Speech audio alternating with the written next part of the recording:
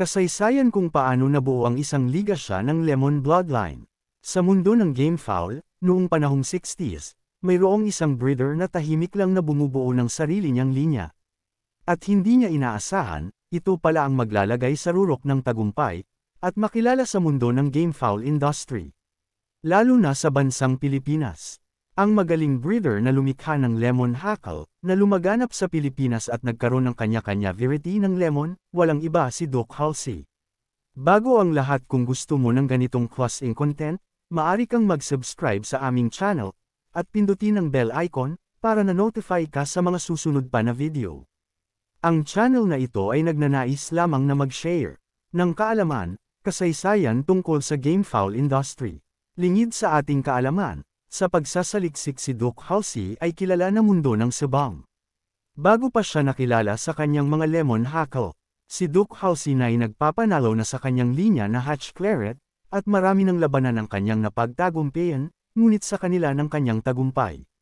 Si Doc Halsey ay may matalas na mata sa breeding, nakikitaan niya pa din ng kahinaan ang kanyang mga Hatch Claret, nandun ang speed, power at cutting, pero kulang sa smartness ang kanyang mga Hatch Claret, at dito na naghanap si Doc Halsey ng smart bloodline, at nakita niya ito sa mga butcher bloodline. Walang nakasaad kung ano ang tamang kombinasyon ng crossbreed sa kasaysayan ng lemon.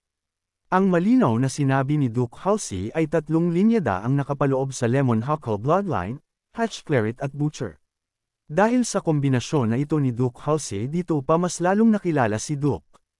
Lalo na sa bansang Pilipinas, mula dito ay kumalat na ang lemon bloodline sa Negros Island, at nagkaroon na ng kanya-kanyang lemon variety ang bawat breeder sa Pilipinas, palagi natin tandaan ka-industriya. Lalo na sa breeding, hindi porket narinig mo sa mga breeder. Ang mga sinasabi nila na ganito gawin mo, ganito dapat, ganito ganyan. Na pag sinunod mo ay magiging katulad ka rin nila katagumpay sa breeding. Mali po yan, kaibigan. Ang seryosong breeder ay may sariling disposisyon sa breeding at talas ng mata sa kanyang pinapanday na linya, patungo sa kanya layunin ang makilala ang kanyang pinapanday na obra, patungo sa tagumpay. Masalimuot ang breeding, kailangan ng mahabang pasensya at panahon, tamang kaalaman, talas ng mga mata at isip sa breeding, at sanay makatulong kami ng konti sa inyo, at sanay magtagumpay ka.